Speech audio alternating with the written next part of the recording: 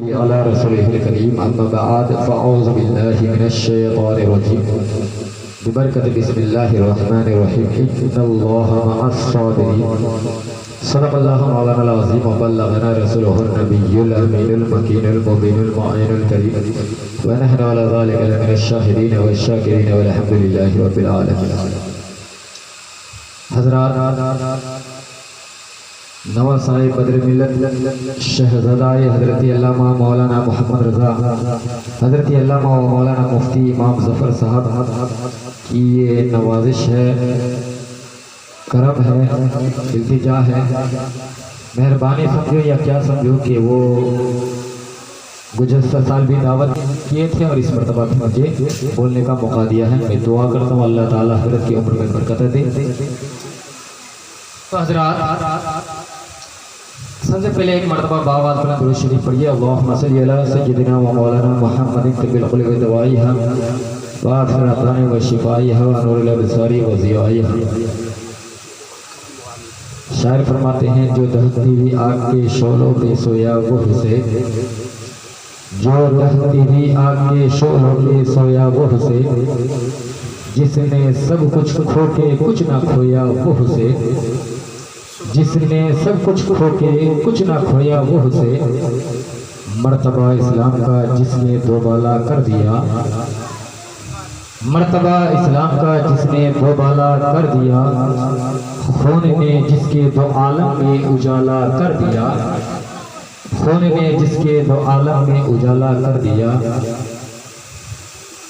जो कि सोजे गम को साचे में खुशी के ढाल के, मुस्कुराया मौत की आंखों में आंखें डाल के, उस हुसैन इब्ने अली तुम पर सलाम।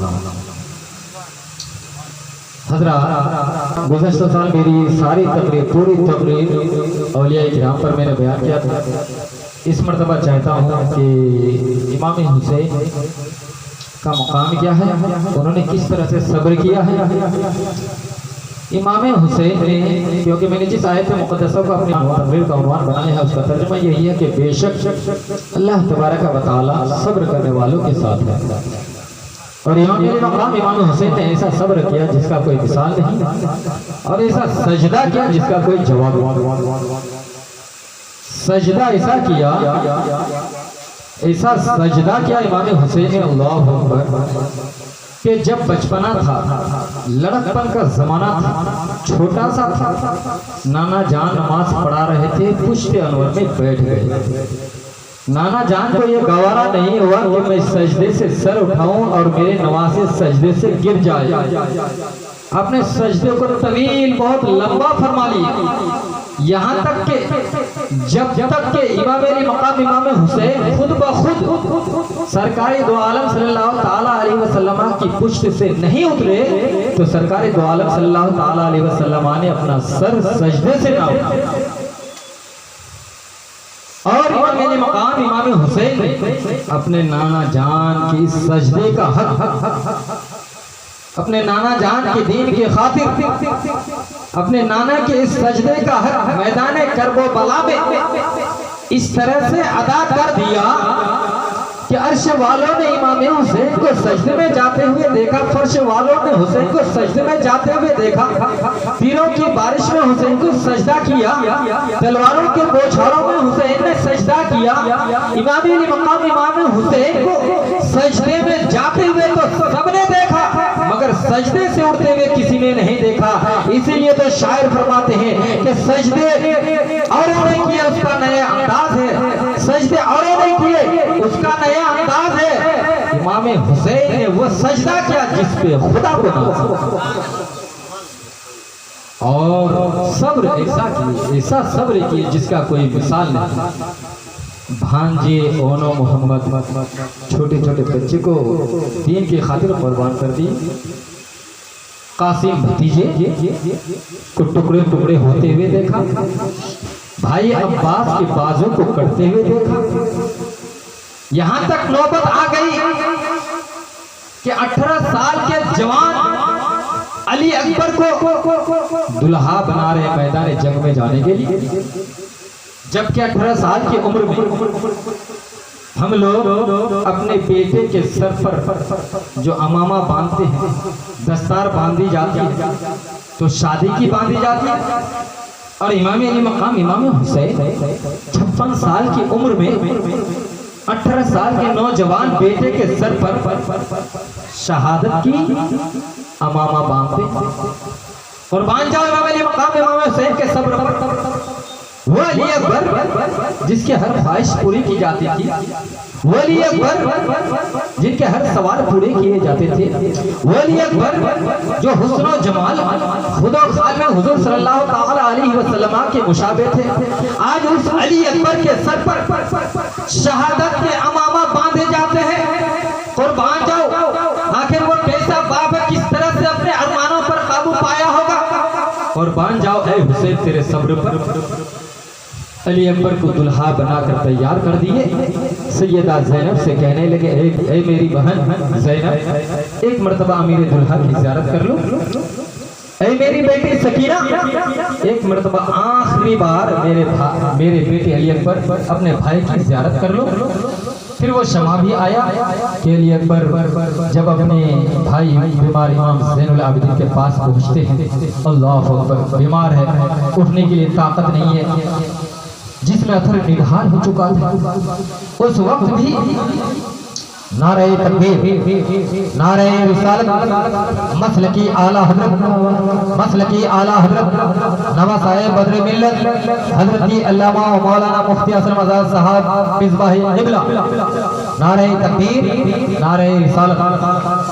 तो वो शमा भी आया होगा कि जब बीमार ज़ैनुल आबिदीन के पास मुलाकात करने के लिए गए तो बीमार ज़ैनुल आबिदीन के पास ताकत नहीं है, फिर भी उठने की कोशिश करते कि भाई मेरे होते हुए आप मैदान जंग में ना जाए।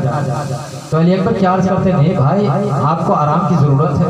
इतना कहकर अहले खेमे वाले को अलविदा कहा और शेर हैदरी ने जैसे ही खेमे मैदान करबला की तरफ अपना रुख किया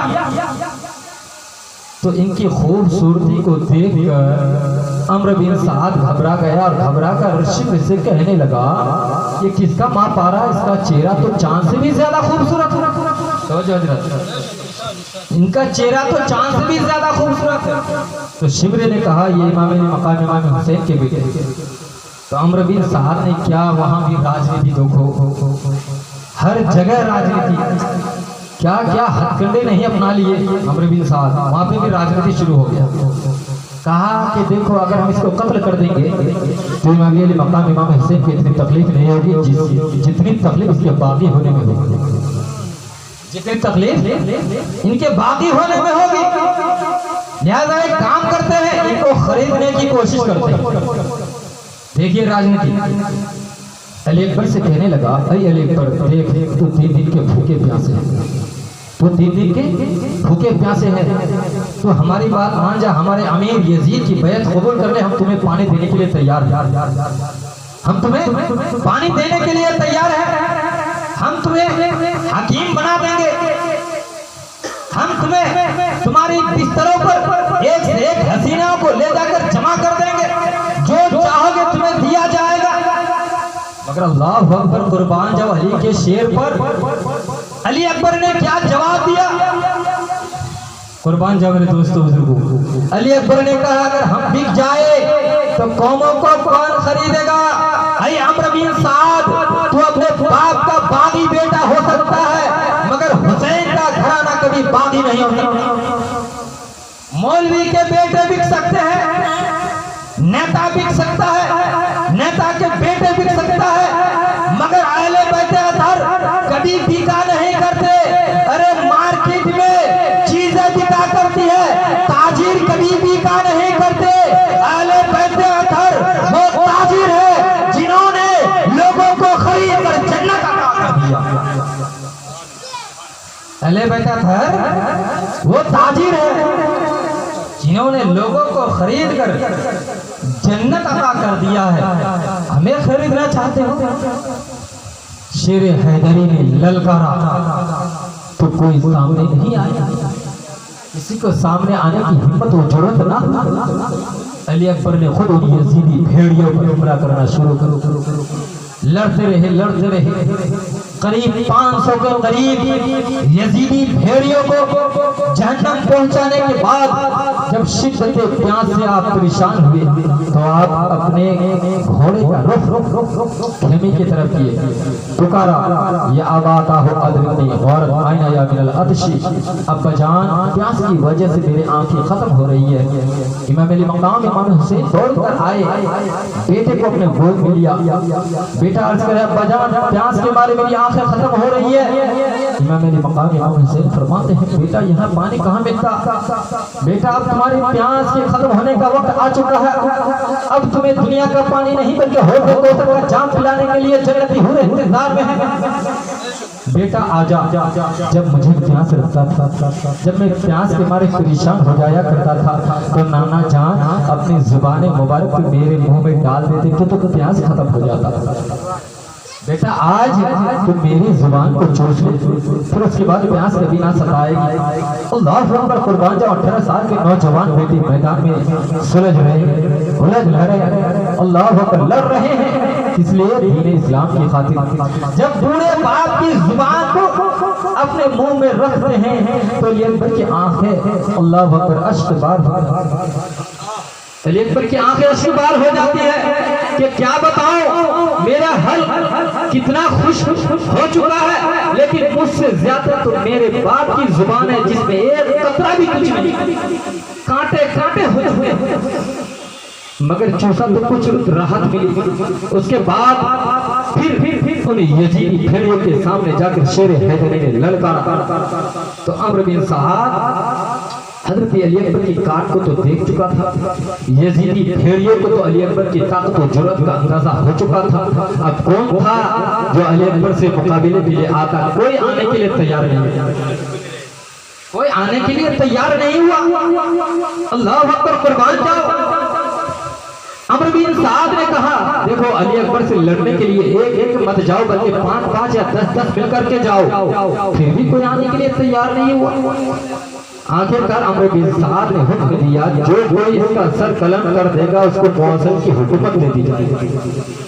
अब पैसे की लालच की वजह से तो लोग ईमान बेच चुके थे, तो तारिक बिन शीश पागल होकर हाशमी शहजादे से मुकाबले के लिए आ गया। अली अकबर ने ऐसी तलवार लहराई कि उसका सर तन से जुदा कर दिया, जहन्नम की घाट उतार दिया। उसका बेटा आया, उसे भी जहन्नम पहुंचा दिया। अल्लाह अकबर, अली अकबर इस अंदाज से लड़ रहे थे कि अली अकबर का हमला था या कहरे खुदा था। अली अकबर की तलवार जल रही थी या कहरे खुदा बरस रही थी। यजीदी भेड़ियों के इस तरह से काटते जा रहे थे, अल्लाह अकबर, और जन्नत में भेजते जा रहे थे कि कोई अंदाजा नहीं लगा सकता। मगर एक जालिम कमबख्त ने इस नेज़े से वार किया कि नेज़ा जाकर हजरत अली अकबर के सीने में बेबस हो गया। नेज़ा जाकर हजरत अली अकबर के सीने में बेबस हो गया। पुकारा या आबाता हो अब्बा जान, अब मुझे संभालना, मुझसे चला नहीं जाता। इमाम अली मकाम इमाम हुसैन दौड़ कर आते हैं, अपने बेटे को गोद में लेते हैं, चेहरे से गर्दन गुबार को साफ करते हैं। साफ करने के बाद अली अकबर अर्ज करते हैं अब्बा जान अगर मेरे सीने से नेज़े को निकाल दो ना तो फिर मैं उठूं और उन यजीदी भेड़ियों को जवाब दूं। अल्लाह अकबर, अब्बा जान बहुत तकलीफ है, अब्बा जान मेरे सीने से नेज़े को निकाल दो। अब बताओ एक बाप अपने बेटे के सीने से नेज़े को कैसे निकाले? है किसी में इतनी हिम्मत? है किसी बाप में इतनी हिम्मत? वो भी 56 साल की उम्र में लाशों को उठा उठा कर थक चुके और अपने बेटे के सीने से नेज़े को निकालना है। ये सब्र नहीं तो क्या? ये सब्र नहीं तो क्या है? अल्लाह अकबर। इमाम अली मकाम इमाम हुसैन ने अपनी पूरी ताकत को एक जगह जमा किया। पूरी ताकत इकट्ठा करने के बाद 56 साल की उम्र में इमाम अली मकाम इमाम हुसैन ने जब अपने बेटे के सीने से नेज़े को निकाला तो उस नेज़े के साथ साथ बेटे का दिल भी निकल आ गया। उस नेज़े के साथ साथ बेटे का दिल भी निकल आ गया। इब्ने असाकिर फरमाते हैं इब्ने असाकिर लिखते हैं कि इमाम अली मकाम इमाम हुसैन की 56 साल उम्र होने के बावजूद ना तो एक सर के बाल पके थे ना एक दाढ़ी पकी थी, लेकिन जैसे ही बेटे के सीने से नेज़े को निकाला, नेज़े के साथ साथ बेटे का दिल निकाल आया, उसी गम की वजह से इमाम अली मकाम इमाम हुसैन के सारे बाल सफेद हो गए। इमाम हुसैन के सारे बाल सफेद हो गए। अब ये सब्र नहीं तो और क्या है, फिर भी जुबान पर शिकवा नहीं। अल्लाह अकबर। इमाम अली मकाम इमाम हुसैन अपने बेटे के लाश को उठाते हैं, उठा नहीं पाते, किसी तरह से ताकत को इकट्ठा करके कंधे पर लिए, लेने के बाद खेमे में ले जाकर रखते हैं। अल्लाह अकबर। सैयदा ज़ैनब अर्ज करती है, शहरबानो दे दिले मेरे भाई ने मेरी मकाम इमाम हुसैन को 56 साल तक एक दाढ़ी पकी थी ना एक सर के बाल पके थे, बेटे के गम ने मेरे भाई को बूढ़ा बना दिया, बेटे के गम ने मेरे भाई को बूढ़ा बना दिया।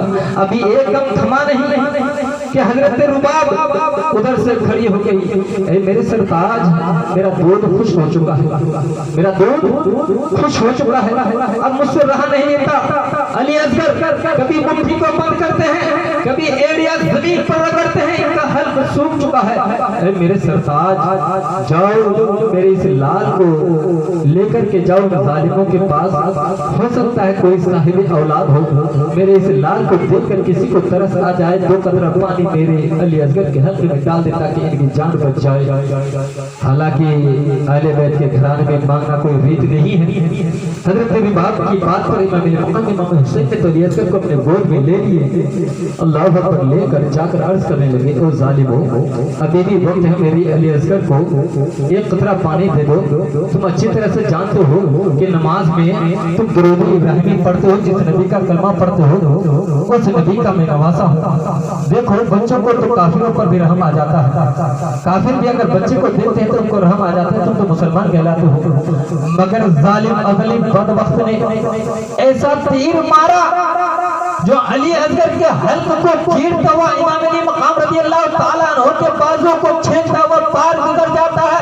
मगर कुर्बान जो इमाम अली मकाम इमाम हुसैन के सब्र पर इमाम अली मकाम इमाम हुसैन अपने बेटे अली असगर के गिरते हुए खून को अपने चेहरे पर मल लेते हैं और अर्ज करते हैं, खुदावंद कुद्दूस की बारगाह में, ऐ पाक परवरदिगार, ये तो एक अली असगर है, अगर तेरी राह में हजारों अली असगर को कुर्बान देने की जरूरत पेश आएगी तो कुर्बान देने के लिए इमाम हुसैन तैयार।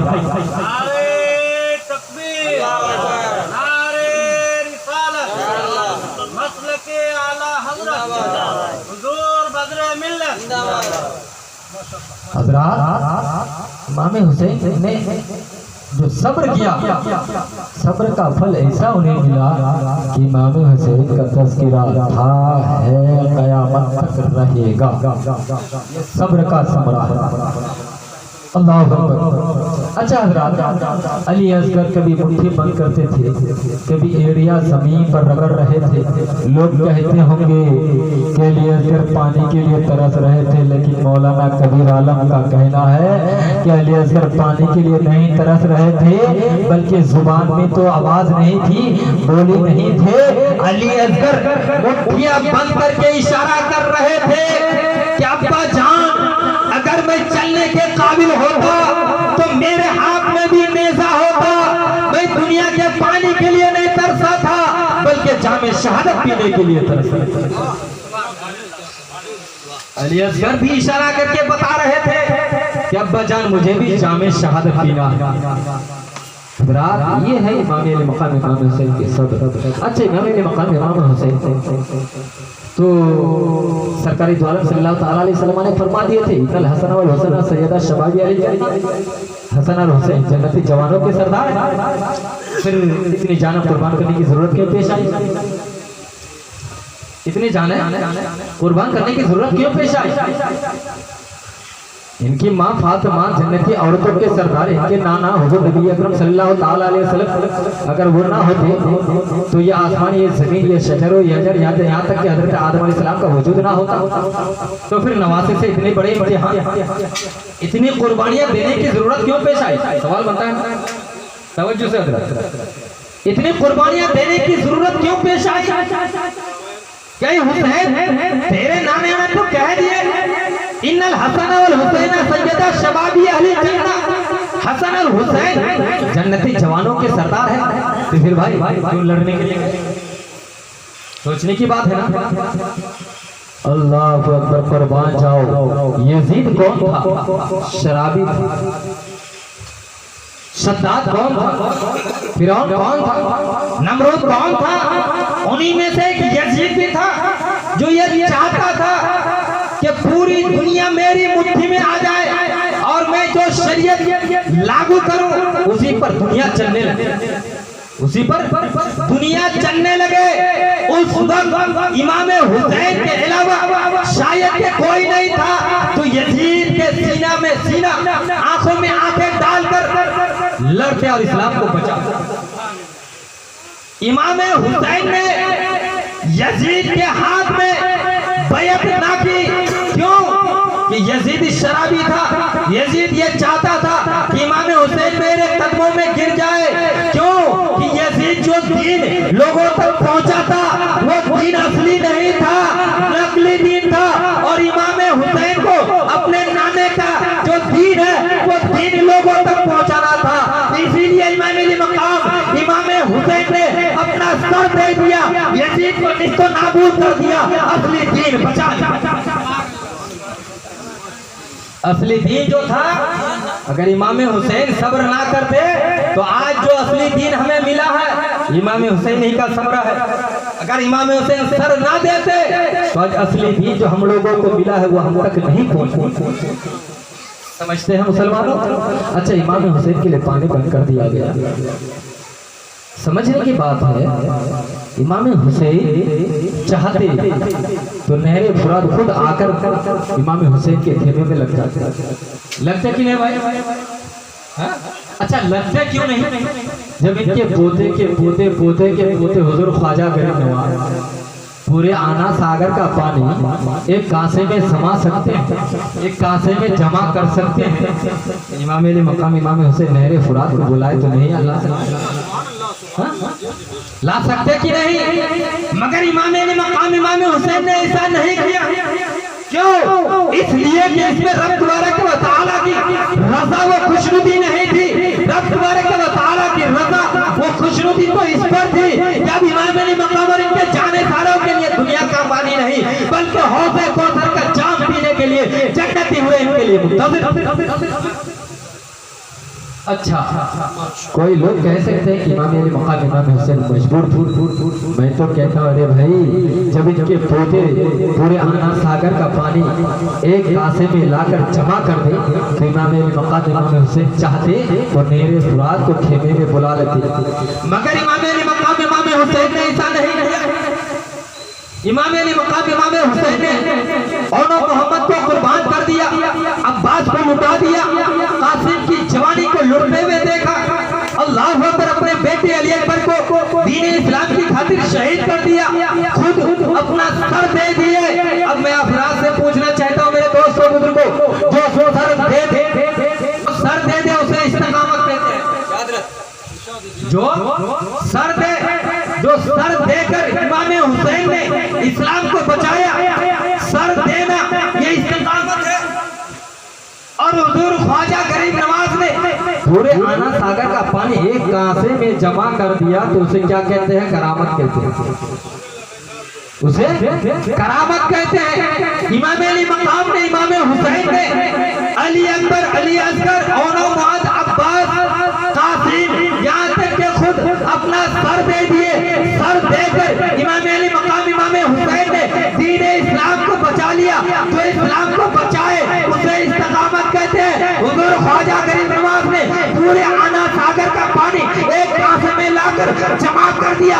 जो जमा कर दे उसे करामत कहते हैं। इमाम हुसैन ने सर देकर इस्लाम को बचाया है। हुजूर ख्वाजा गरीब नवाज ने करामत देकर हिंदुस्तान में इस्लाम को फैलाया। बेशक सुभान अल्लाह। अब आओ अल्लाह के वली की बारगाह की तरफ। हुजूर ख्वाजा गरीब नवाज ने इमाम हुसैन ने सर देकर इस्लाम बचाया, तो हिंदुस्तान में हुजूर ख्वाजा गरीब नवाज ने पूरे आना सागर का पानी एक कांसे में जमा करके इस्लाम को फैलाया। अब आओ हुजूर मेरे उस्ताद किस तरह से हम लोगों को देख रहे हैं। करामत सुनना चाहते हैं, करामत सुनना चाहते हैं तो हाथों को उठाकर बोल दीजिए सुभान अल्लाह। हुजूर मुफ्ती बदरे मिल्लत सब देख हम लोगों के हालत से वाकिफ। मुफ्ती साहब तवज्जो, हम लोगों के हालत से वाकिफ है। अब कौन जब जाहिर हयात कौन क्या करते थे नहीं करते थे, हुजूर मुफ्ती बदरुद्दीन ने सब्र करके बता दिया। और जो सब्र करता है, सब्र कौन करता है? जो अल्लाह का दोस्त होता है। और सब्र का फल ऐसा मिलता है कि सब्र हुजूर मुफ्ती बदरुद्दीन ने किया, फल पूरे इलाके खा रहे हैं। सब्र मुफ्ती बदरुद्दीन ने फल हम जितने उनके चाहने वाले, अल्लाह सब्र का फल तो जो मिला वो अलग बात।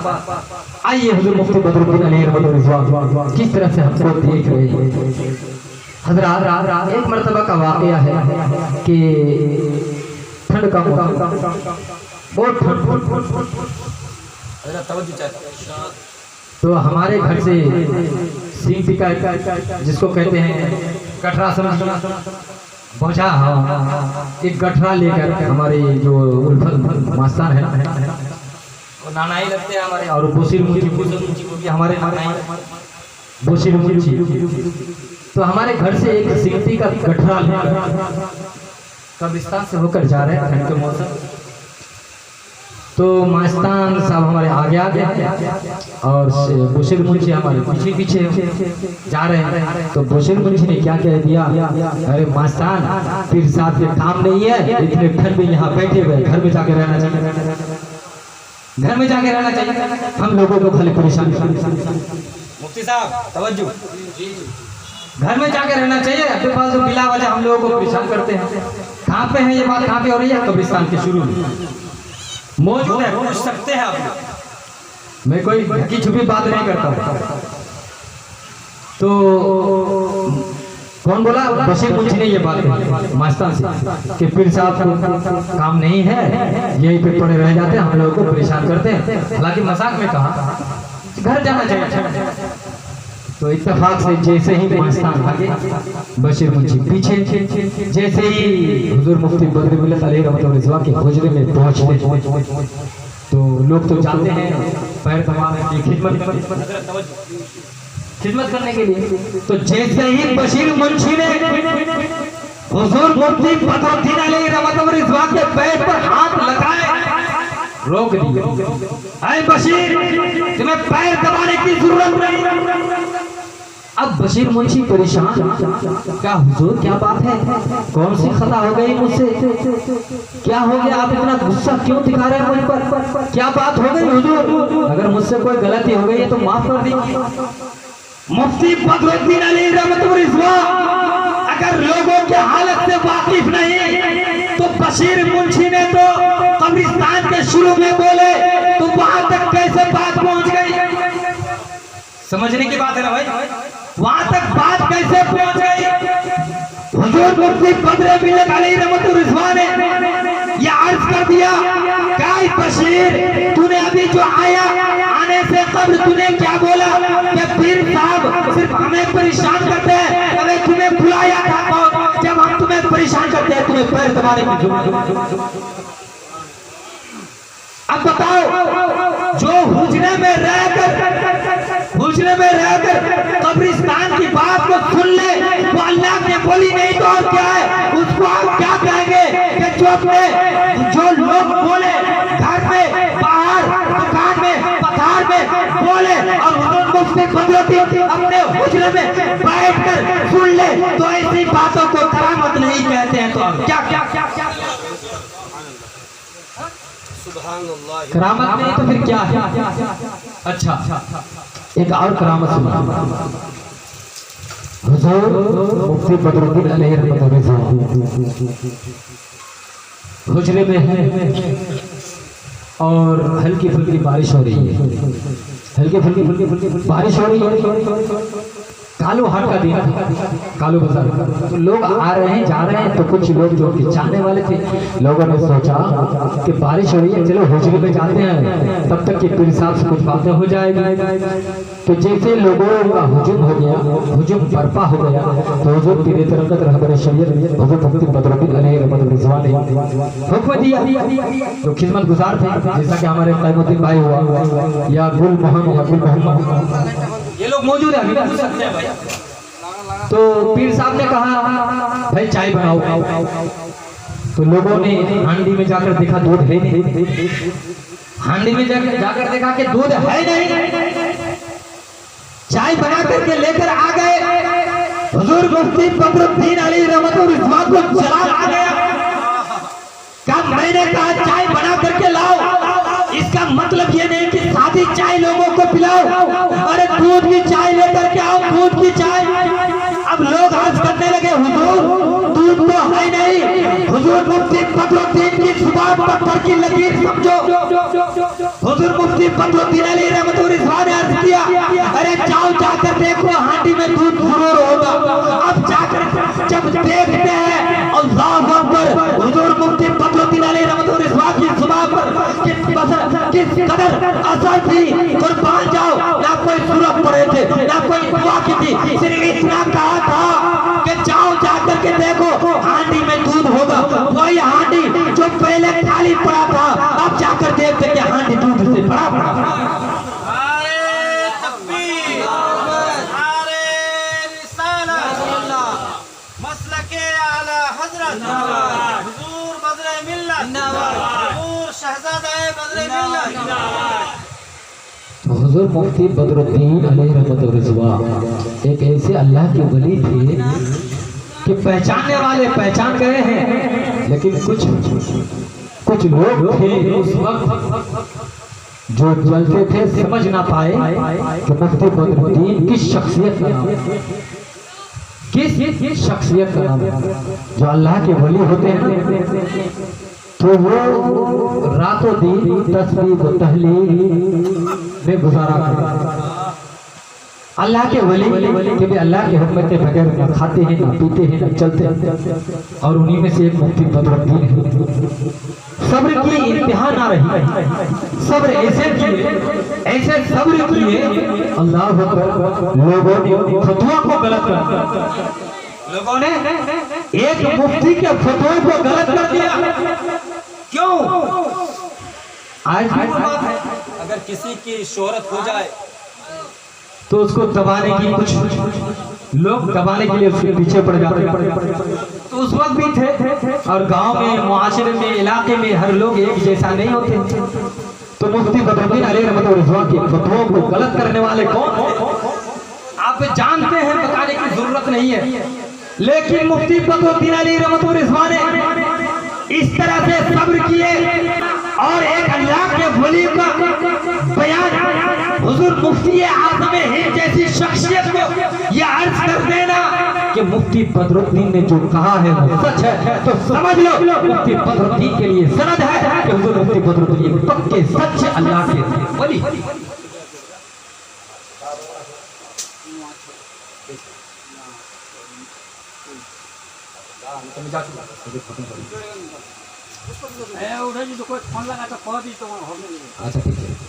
ये है हुजूर मुफ्ती बदरुद्दीन ने ऐसे सब्र किए कि लोगों ने फतवा लगा दिया कि ये अंधा है, अंधों की नमाज जायज है। पता नहीं कहां से पढ़ के आया था, पढ़ा लिखा नहीं है, एक अल्लाह की वली से मुनाज़रा। पहले तो अपनी आफत, अपने गिरेबान को झांक करके देखो कि मैं किस हद तक हूँ। अरे मुफ्ती बदरुद्दीन की नजर फट गई, मगर कुरान की तिलावतें करते रहे। अरे तुम बाप का कैसा नालायक बेटा है कि कभी कुरान को करने, और मुफ्ती बदरुद्दीन से मुनाजरा करने के लिए आ गए। शर्म ना आई तुझे? जिस तरह से कल दुश्मन थे, मैं नहीं डरता हूँ किसी से, क्योंकि रिस्क का मालिक परवरदिगार है। मैं नहीं डरता हूँ। मौलवी चुप रह सकते हैं, मैं चुप नहीं रह सकता। मुफ्ती बदरुद्दीन अली रहमतुल्लाह रिजवान ने ऐसा सब्र किया कि लोगों को मुंह तोड़ जवाब दिया, और सब्र का फल हुजूर मुफ्ती बदरुद्दीन को ऐसा मिला कि लोग उसका फल आज खाते हैं और खाते रहेंगे। और हुजूर मुफ्ती बदरुद्दीन को इस सब्र का फल, इस सब्र का तज़किरा था, है और क़यामत तक हुजूर मुफ्ती बदरुद्दीन अली रहमतुल्लाह रिजवान का चर्चा होता रहेगा। हुजूर मुफ्ती बदरुद्दीन अली रहमतुल्लाह रिजवान जब तक थे, मुआशरे में कितनी बुराइयां थी सब दूर हो गए। किसी देवबंदी को पढ़ मारने की जरूरत नहीं होती, क्योंकि मैं शायद मुझे सब तक बस आखिरी बात पॉइंट पर, जब तक हुजूर मुफ्ती बदरुद्दीन थे किसी देवबंदी को पढ़ मारने की जरूरत नहीं हुई। आज ये मुफ्ती बदरुद्दीन अली रहमतुल्लाह रिजवान का करम है कि हम लोगों को अंधेरे से निकालकर उजाले में ले जाकर खड़ा किया। आज इलाके में एक से बढ़ के एक आलिम दीन, एक से बढ़ के एक मुफ्ती पाए जाते हैं, लेकिन हमारे मुंह खामोश, हमारी जुबान बंद है। हम बोलने की ताकत नहीं हमारे अंदर कि मुआशरे में क्या हो रहा है। मेरे दोस्तों बुजुर्गों, कुर्बान जाओ, एक अल्लाह के नबी से खेलवाड़ करना कितना बड़ा महंगा साबित हो सकता है मालूम है। मानता हूँ दुनिया में आप मुझे दागा करेंगे मुझसे, तो ये आम बात है, और एक नबी की शान में तौहीन करना, ऐसे लोगों की बख्शिश हो सकती है। मुफ्ती साहब से पूछ लीजिए, दो मुफ्ती है, दो मुफ्ती है दोनों तरफ। एक नबी की शान में गुस्ताखी और खलल पहुंचाना और उनकी तौहीन कराना कितना बड़ा गुनाह हो सकता है।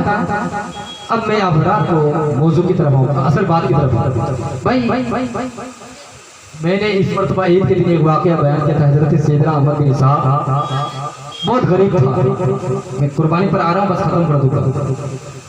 सैयदना अहमद बिन इसहाक फरमाते हैं कि मेरा भाई बावजूद गरीबी की हर साल कुर्बानी में गाय ज़बह क्या करता था। तवज्जो हजरत, हर साल कुर्बानी में गाय ज़बह किया करते थे। तो मेरे भाई को मैंने ख्वाब में देखा कि मेरा भाई एक हसीन और जमील खूबसूरत चित्त को बड़ा घोड़े पर सवार होकर चले आ गया। मैंने पूछा, ए मेरे भाई ये क्या है? उन्होंने कहा, है मेरे भाई ये सब मेरी कुर्बानियां हैं। तो हजरत सैयदना अहमद बिन इसहाक ने फरमाया, ए मेरे भाई क्या अल्लाह ने बख्श दिया? कहा ये मेरे भाई अल्लाह ने मुझे बख्श दिया। कहा किस नेकी की वजह से? कहा मैंने एक बुनिया को एक दिरहम दिया, उसी दिरहम की एवज रब तबारक व तआला ने मुझे जन्नत अता की। फिर सैयदना अहमद बिन इसहाक फरमाते हैं, ए मेरे भाई तो फिर ये सवारी क्या है? ये सवारी क्या है? सैयदना अहमद बिन इसहाक फरमाते हैं, ऐ मेरे भाई ये सबसे मेरी पहली कुर्बानी है जिस पर मैं सवार हूँ, और बाकी जो सवार देख रहे हो ये सब मैंने कुर्बानी पेश किया। तो इस वाकया से क्या पता चला कि यहाँ जितना खूबसूरत हसीनो जमीन गाय ज़बह करोगे, मरने के बाद उसी हिसाब से वहाँ मिलेगा, उसी हिसाब से वहाँ मिलेगा। अच्छा खूबसूरत हसीनो जमीन ज़बह करोगे तो गुजरात का रास्ता भी आसानी से तय कर लेगा। अब बताओ किस असल बात, तो यहाँ तो किताबों में आया कि हसीनो जमीन खूबसूरत ताकत फरमा गाय ज़बह करो। अब जो हजरत इब्राहिम अलैहि सलातो तस्लीम के नाम पर छोटे छोटे गाय के बच्चे को 6 महीने 7 महीने 8 महीने के बच्चे को ज़बह करके गोश्त को भी नहीं खाते हैं, ले जाकर फेंक देते हैं पैसे की खातिर। ऐसे लोगों का हश्र क्या होगा? किसको धोखा दिया? किसके नाम पर यह कुर्बानी हो रहा है? भाई जवाब दीजिए और सोच करके देखिए। जो लोग छोटे छोटे गाय के बच्चों का धंधा खोल कर रख रहा है और लोगों के ईमानों को खलल पहुंचा रहे हैं, मैं उन लोगों से कहता हूं कि जल्दी से तौबा कर लो, वरना पकड़े जाओगे तो माफी नहीं होगी, पकड़े जाओगे तो माफी नहीं होगी। क्योंकि अल्लाह के नबी के साथ ये खिलवाड़ हो रहा है।